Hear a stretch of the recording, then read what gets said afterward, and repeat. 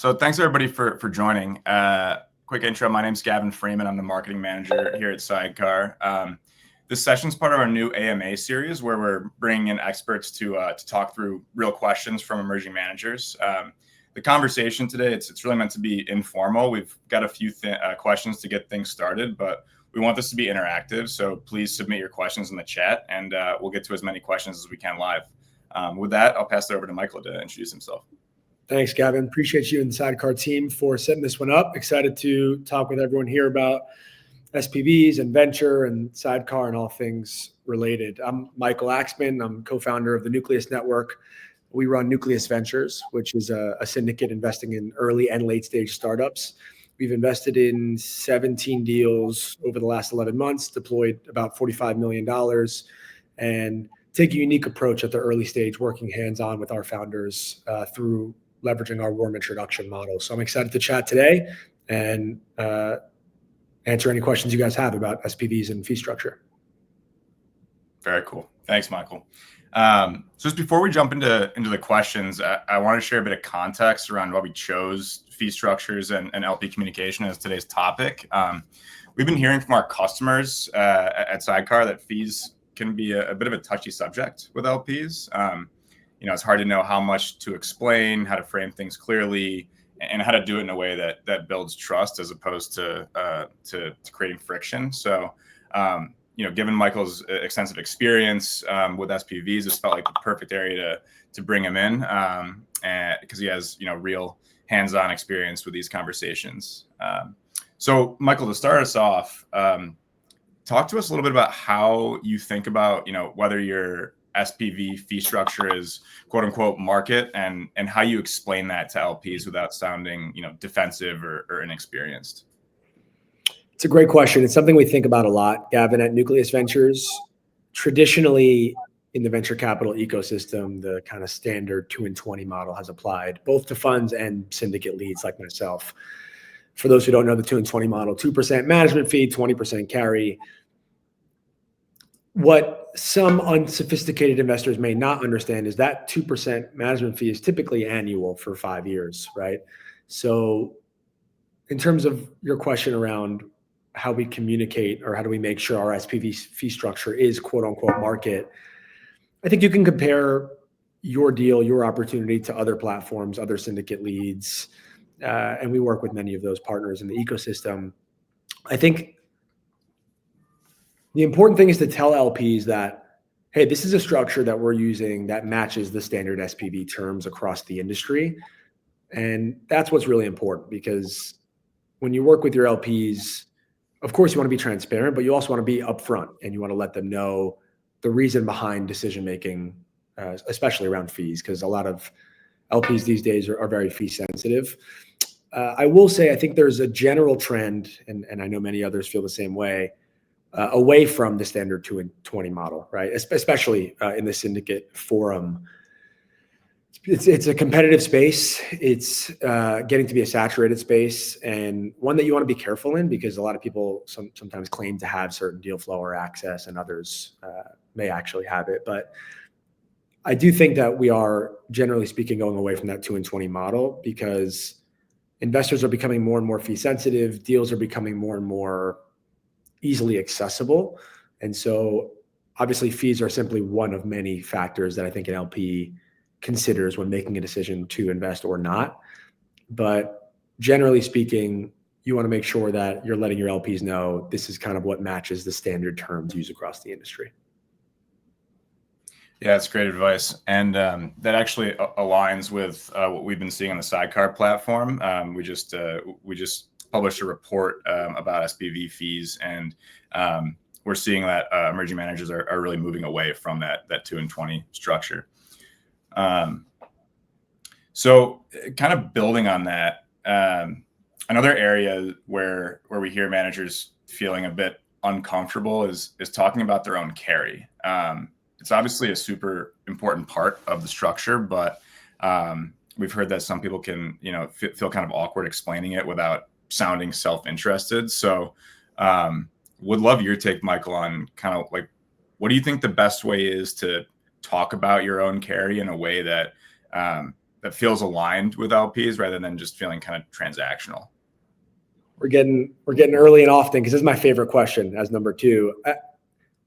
Carry is really what most of us as GPs are in it for, right? Like the management fee is nice and covers a lot of the fees, which we'll talk about a little bit later in the segment. But the carry is where actually a lot of the alignment happens. And so you talk, Gavin, about like how do you position yourself and what you're charging from a carry perspective to not sound self-interested, excuse me. There's a quote from Charlie Munger once who said, "You show me the incentive and I show you the outcome." You want to make it known to your LPs as the GP that you're on the same team as them. So what we do often is we'll say something like, carry aligns us with you as the investor, right? We're the GP here. We're the general partner. You're the LP. We only win, generally speaking, when the investment performs. And that's kind of where the carry kicks in. And so I think actually it's an ironic question because carry is the most aligned aspect of the kind of the fee structure within SPVs. I mean, we've even seen deals and done deals where we've foregone the management fee to emphasize the importance of aligning incentives and saying, here's a deal we believe in. To show you that we believe in this deal, we are waiving our management fee, and the carry is where we're going to make our money, because that's where you're going to make your money, and we're placing that bet today. And so I think that's something that general partners, syndicate leads, or anybody in venture should really lean into. And investors understand. They're like, wow, that makes a lot of sense. Like the carry is something that you're getting compensated for if and only if this investment, returns X, Y, Z. And sometimes there's tiers when it comes to carry, but I would say that's probably the best way that you can go about talking about your own carry selfishly without sounding self-interested. Yeah, for sure. Just to go off script a bit for a sec, you mentioned that you'll sometimes waive management fees and just charge carry. Are there times when you do the opposite? Do you ever waive carry and just charge management fees? That's a great question, Gavin. We have. It's not typical for us. Again, going back to what I said earlier, I think carry is what a lot of us are in this for. Us as in general partners, us as in LPs. And so it's something we have done on a case-by-case basis. I think it all depends on the LPs, decision-making process. Some LPs are extremely fee sensitive. And then the next layer to that is certain LPs are happy to pay more upfront so long as their carry is not impacted because they have the most conviction in this bet. And other LPs are like, you know what, I'm making such a sizable investment. I really want as much of this as possible to be invested into the company. So I prefer there to be more carry and less management fee. And I think that's a little bit of nuance to this like syndicate SPV game where you really have to, know your audience and understand what makes certain LPs tick. And we lean on the side of being lenient and more flexible with our LPs because these are friends of ours, these are partners of ours who have invested with us on several deals, and we see us playing in this space for decades to come. So the last thing we're going to do is nickel and dime people up front. We're actually typically going to probably take the short end of the stick now to play that longer game later on. Yeah, that's. I mean, you raise a great point. Like this business, possibly more so than any other business, it's really a relationship, really a relationship business. Gavin, and then also reputation, right? Like if you plan on being in this game for many, many years and you do wrong by an LP, and by the way, mistakes happen. I'm not saying we're perfect. We're far from it. Nobody's perfect. But if you act in good faith and if you have transparency, I think the reputation that you build for yourself as you're developing your own track record early on will pay dividends for years to come. Yeah, that's a great segue into the next question. I mean, just kind of building on this idea of the relationship side of the business. It's probably safe to assume that every manager eventually gets asked about reducing fees and or carry. So I'd love to hear your take on this, Michael. How do you approach the conversation when an LP asks for a discount or reduced carry on a deal? It's a really good question. I wish my answer was there is a cookie cutter approach and you could just say, here is the rule of thumb to follow. The honest truth is, generally speaking, we aim to use the same structure for all our LPs to keep it fair and keep it consistent.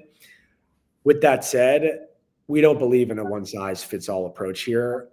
If the fees don't work for a specific LP, we never pressure them to join on this specific deal that we're working on in theory. A successful partnership in this space and every other industry it has to work for both parties, right? So, and that means short-term and long-term. If an LP requests a discount or requests a reduction in carry on the fee side of things, I think you have to look at it in a vacuum and say, what company are we investing in? What is the fee structure? What is the market? Going back to your first question, what is the market demanding for this type of deal? And also transparency, what's required of us to herd the cats, right? As a syndicate lead, obviously we don't have a committed pool of capital to call on. And so conversations with LPs can be tedious. Conversations with founders, building the deal memo, and we'll talk more about kind of the other fees that come into play here that we incur as the general partner. And so it may not be the best answer to your question, but I do think it's this middle ground between looking at it in a vacuum, doing deal by deal, understanding the needs and requirements of the LP, while also knowing nobody's going to work for free here. Like there's got to be some sort of skin in the game for both sides, including the founder, the GP, and the LP. So we have had some founders ask for discounts. And again, like to be more specific, if we have an LP who's invested in 10 of our deals, or if we have an LP who brings some strategic value to the table outside of the capital, I'm sure even the founder is going to prefer for them to be more incentivized to get hands-on and involved and leverage their network. And so I think that's probably the best way to look at it from when an LP asks you that kind of question. Yeah, no, that's a great point. And related to that, it's highly likely that LPs will compare your fees to what they've seen from other syndicate leads or other platforms, which can put you as the manager in kind of a tricky spot. So how do you handle it when LPs start benchmarking your fees against other other GPs or platforms? I'm a capitalist, so contrary to popular belief, I actually love when this happens, because in any market there's supply and demand, and an investor should know what they're comparing our fee structure, our opportunity, our access, to Joe Schmo. It's also not as easy to compare apples to oranges. And so I think if you isolate some variables here, right, like there's access, there's timeline, there's the fee structure that we're talking about, information rights, additional details. We always try to value transparency. We always try to value proactive communication. And I think many others in the space do the same. I'll also be honest for a second and vulnerable. We work with many other syndicate leads and stay in touch about things like deal flow and co-investment opportunities, fee structure, investor relations. I mean, I can count a number of times, more than a handful, where we've shared our LPs on a one-off basis to other syndicate leads because it was a better fit for the specific deal, right? And I think what goes around comes around, and we spoke about reputation earlier. So when LPs compare fee structures, I think it just keeps the market honest at large, and that's probably better for all the key stakeholders who are playing a part in the ecosystem. Yeah, it's very cool. I mean, you definitely touched on something that we talk about sometimes at Sydecar in our content, but this notion of co-syndication, yeah, very, very cool.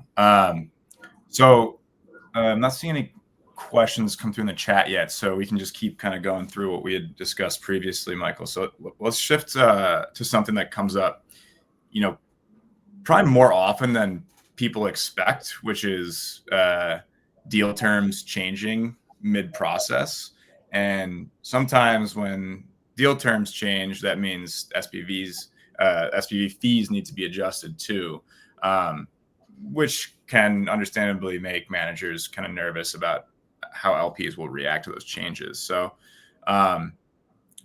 what are some best practices to communicate fee adjustments when the terms shift without spooking your LPs or slowing down the momentum of the deal? This is a tricky one, because if you handle this the right way, it can set you up for success in ways you can never imagine. And if the opposite happens, you're in a really tough situation. So my answer to your question, Gavin, around when deal terms or fee structures need to be adjusted, how you communicate that to your LPs while still giving them confidence. And, obviously I don't want to spook them. Our rule of thumb is you actually need to tell, not ask, right? Because that's a situation where it's out of our control. If there's a deal term that's changed, if there's maybe a slight increase in valuation, or if the timeline gets adjusted, you need to tell your LPs. It's not asking them. It's not up to us or them. And so a quote that we use, and I'm paraphrasing here, as you could say, terms have shifted slightly, and we've updated our SPV fees and timeline and terms to reflect this new structure. There's no action needed on your end, and this is me speaking to our LPs, right? There's nothing for you guys to do other than confirm receipt of this new bit of information, and we want to make sure you guys are informed. Of course, give them an out if for whatever reason this slight deal change or fee adjustment alters their decision. Make sure they know they have the ability that they can back out of the deal or double down on the deal if that's more intriguing to them. This actually happened to us recently, and it was an SPV we did on Sydecar for a very, very high in demand, late stage, kind of one of these sexy AI name companies. There was a slight increase in valuation based on the sheer amount of investor demand for this name specifically. And so we did what I mentioned. We told them, we didn't ask. We said, here is the adjustment. Here are all the details. We're telling you this in real time. And I can tell you the LPs really appreciated that. And what they appreciated most was the way in which we told them and we informed them about the fee structure and the slight change in the deal, and as well as the options we provided them with as a result. Yeah, that's a great, awesome answer. I think that's a great reminder for all of our GPs out there that, you guys are the leader of the deal, and the investors are going to be looking to you to guide them through this deal. And so when you tell them in obviously a tactful, respectful way, it honestly may feel kind of counterintuitive at times, but ultimately they're going to respect you for it. They are, Gavin. And going back to a question you asked earlier about relationships and communicating fees with LPs and how they compare maybe your fee structure to some other syndicates.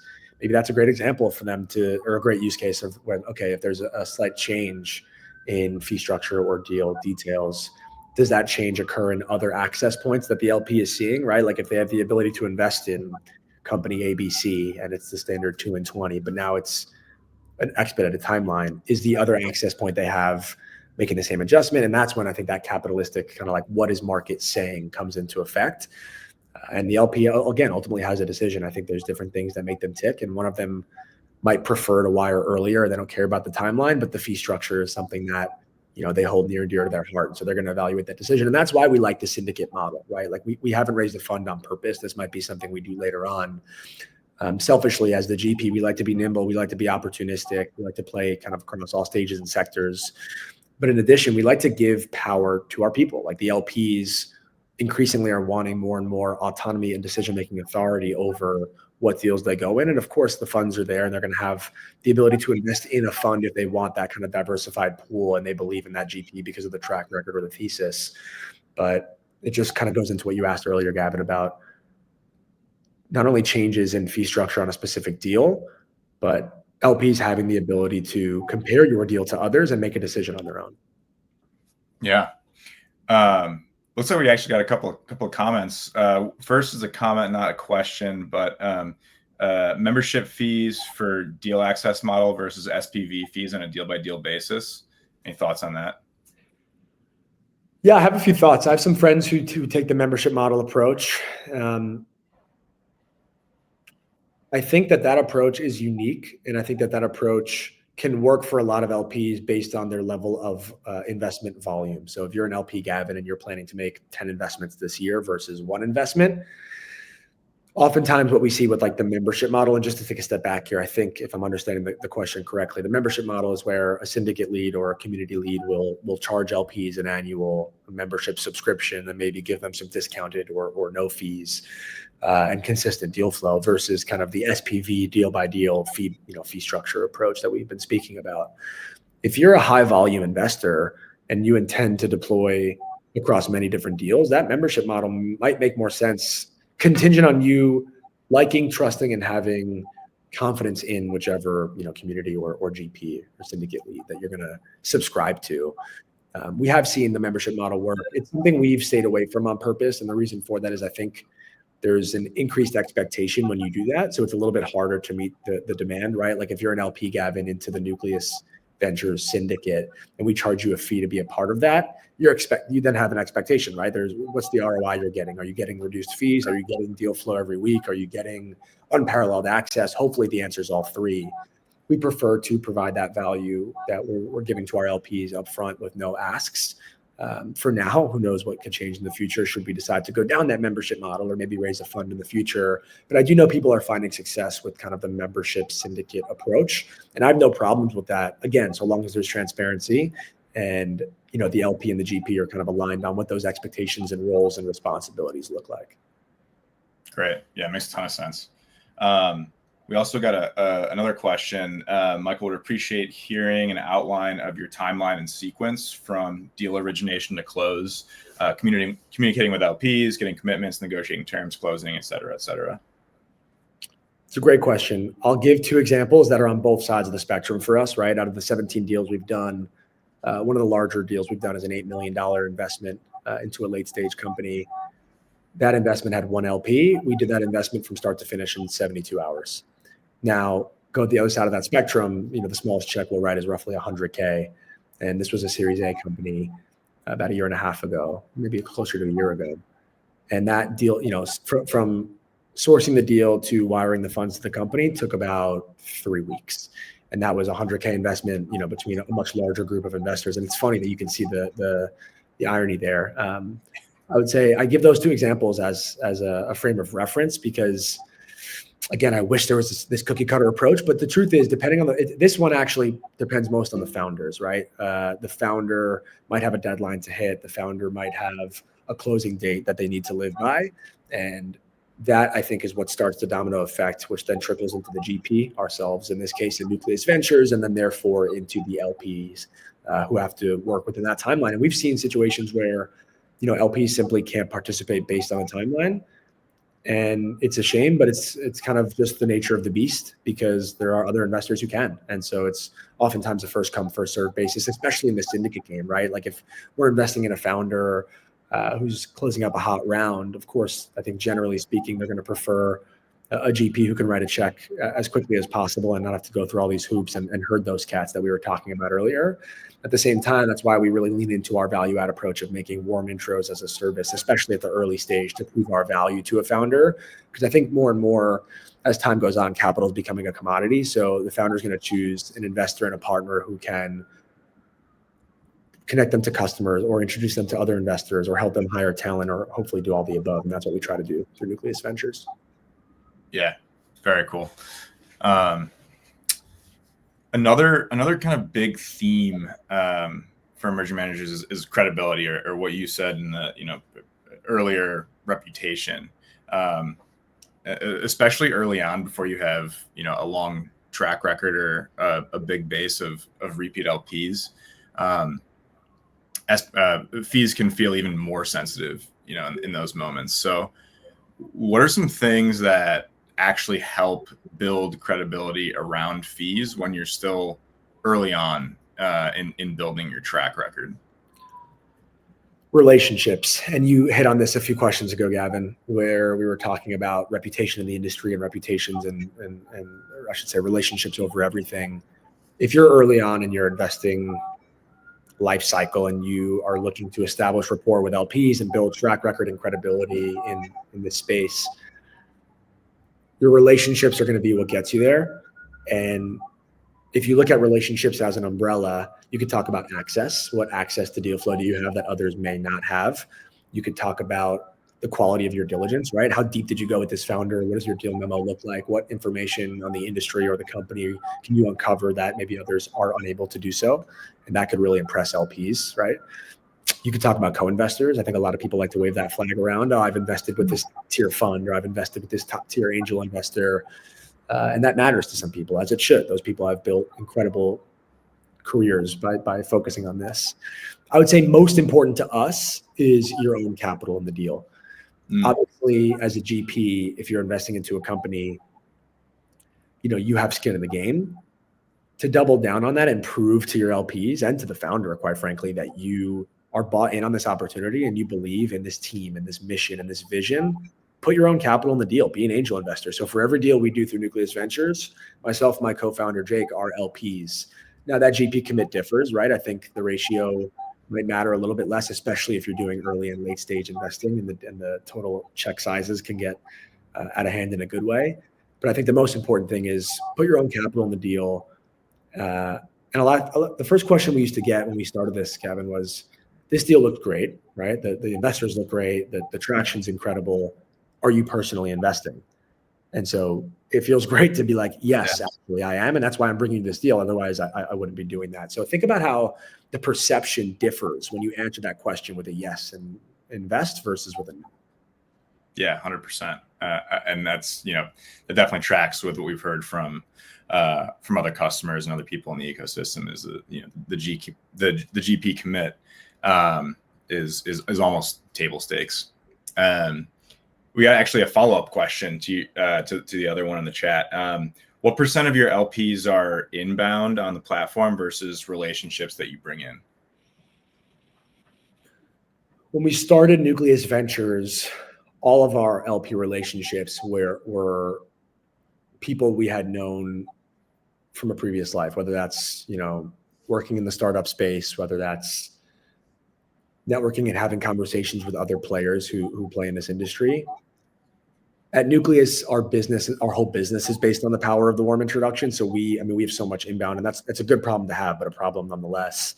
I would say the answer to that question is almost all of our investors today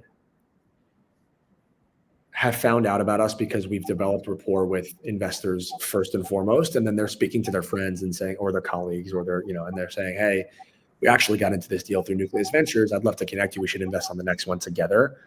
And it goes back to earlier, the reputation and relationships thing, where if you don't do right by an LP, that becomes a lot harder to build your own LP database, because those inbound referrals are probably going to be few and far between. So I hope that answers the question directly, which is, start with, I think people underestimate the power of the network they currently have. And also, I can say this with confidence, and I'm sure Sydecar has reports on this, there are more LPs today than there ever have been. An LP is a loose term, right? That could be a family office, that could be a venture fund, that could be a high net worth individual, that could be an angel investor. Venture is a sexy industry. People want access to invest in companies that they otherwise typically wouldn't have exposure to. And if you tap into the network you already have, you might uncover you have more LPs than you might think. That's great advice. We're coming up at time, but I just to close this out, I've got one more. I want to get really tactical with this one, because this is something that we get asked about a lot.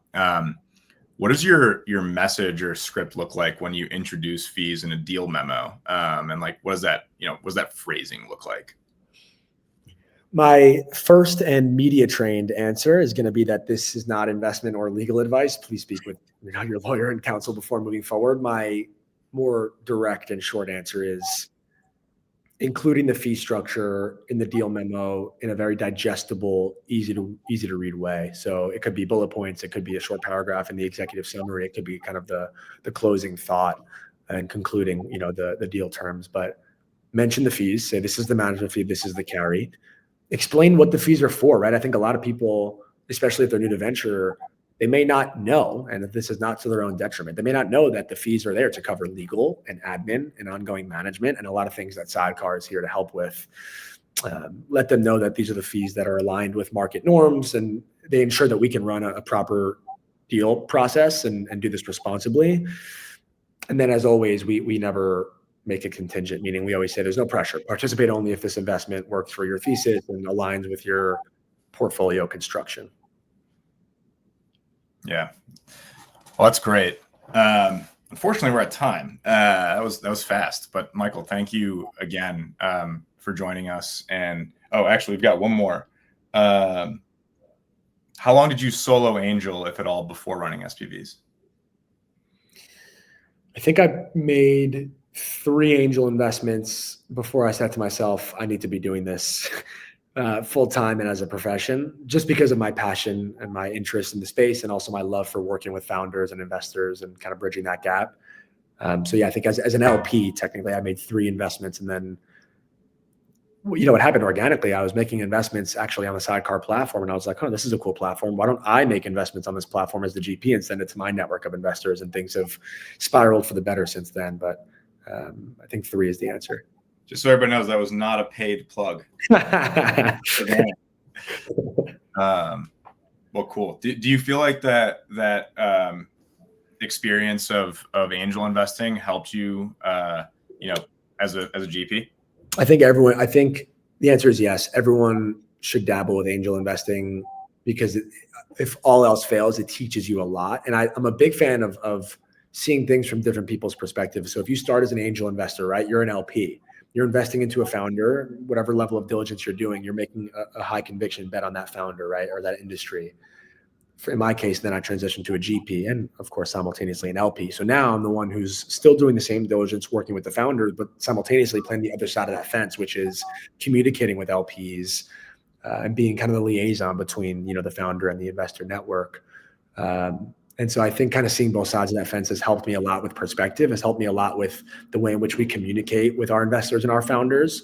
And it really kind of shaped the foundation for how we built Nucleus to be this ecosystem that includes the founders, the GPs, and the investors, because all 3 are required to make this a reality, right? Like founders are like, oh, I need investors. The investors need the founders too. So I think there's a lot that can be uncovered, and that's kind of the space we like to play in.